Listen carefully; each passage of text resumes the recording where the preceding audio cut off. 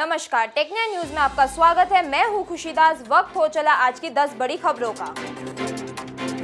Supreme court के पूर्व न्यायाधीश अजय माणिकराव खानविलकर ने लोकपाल अध्यक्ष पद की शपथ ले ली है।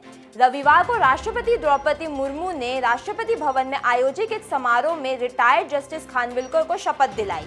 लोकपाल अध्यक्ष का पद 27 मई 2022 को पिनाकी चंद्र घोष के रिटायरमेंट के बाद से रिक्त था, जबकि जस्टिस खानविलकर मई 2016 से जुलाई 2022 तक सर्वोच्च अदालत के न्यायाधीश के रूप में काम कर चुके हैं।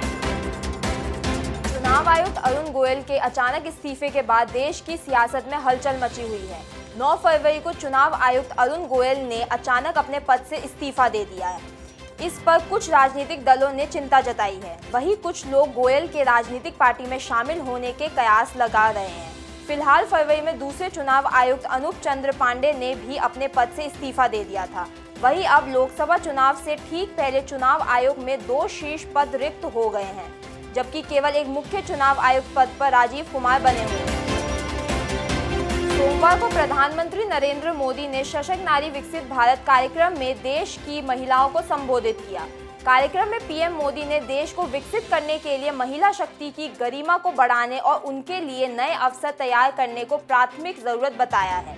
कार्यक्रम नमो ड्रोन दीदी योजना के तहत आयोजित किया गया था। इस दौरान प्रधानमंत्री ने प्रौद्योगिकी के क्षेत्र में महिलाओं को बढ़ावा देने के लिए 1000 नमो ड्रोन दीदियों को ड्रोन सौंपे। सोमवार को पीएम मोदी ने देश भर को राष्ट्रीय राजमार्गों की 112 परियोजनाएं की सौगात दी है। इस बीच द्वारका एक्सप्रेसवे के हरियाणा खंड का उद्घाटन कर दिया गया है। इसके जरिए दिल्ली और गुरुग्राम के बीच का सफर आसान हो जाएगा। पीएम मोदी ने गुरुग्राम में आयोजित एक कार्यक्रम के जरिए देश भर में 1 लाख करोड़ रुपए की 112 राष्ट्रीय राजमार्ग परियोजनाओं का उद्घाटन और शिलान्यास किया। सरकार ने देश को बौद्ध समुदाय के विकास के लिए 225 करोड़ की 38 परियोजनाओं की शुरुआत की है। रविवार को केंद्रीय अल्पसंख्यक कार्य मंत्री स्मृति ईरानी ने वर्चुअल माध्यम से इन परियोजनाओं की आधारशिला रखी है। इन परियोजनाओं के तहत हिमाचल प्रदेश, उत्तराखंड, अरुणाचल प्रदेश, सिक्किम और केंद्र शासित प्रदेश लद्दाख में बौद्ध विकास योजनाओं को सुदृढ़ किया जाएगा।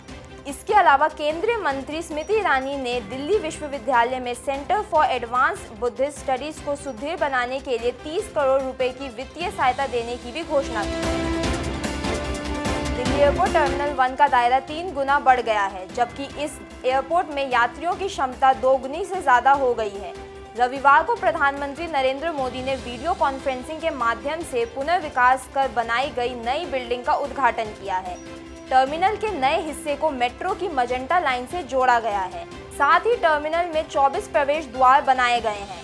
इसके अलावा चेक इन काउंटरिंग की संख्या 64 से बढ़ाकर 100 कर दी गई है, जिनमें 36 कियोस्क शामिल हैं। भारतीय अंतरिक्ष अनुसंधान संगठन ने समुद्रयान मिशन में बड़ी सफलता हासिल की है। रविवार को समुद्रयान मिशन के तहत बंगाल की खाड़ी में समुद्र के अंदर सफल परीक्षणों को अंजाम दिया गया है। मिशन के तहत इसरो समुद्र में 6 किलोमीटर की गहराई तक वैज्ञानिकों को भेजने की तैयारी कर रहा है। समुद्रयान मिशन को साल 2025 के अंत तक पूरा कर लिया जाएगा। केंद्रीय मंत्री किरण रिजिजू ने इसकी जानकारी दी। गुरु गोविंद सिंह इंद्रप्रस्थ यूनिवर्सिटी ने मास्टर्स डिग्री के दूसरे और चौथे सेमेस्टर के छात्रों की थ्योरी और प्रैक्टिकल परीक्षा की डेटशीट जारी कर दी है। इसमें MBA, MSc, M.Ed, M design और MA के कई विषयों के कोर्स को शामिल किया गया है। परीक्षाएं मई के पहले सप्ताह से शुरू की जाएंगी।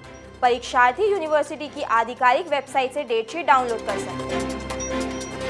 भारत इंग्लैंड के बीच चल रही 5 मैचों की टेस्ट सीरीज का समापन हो गया है।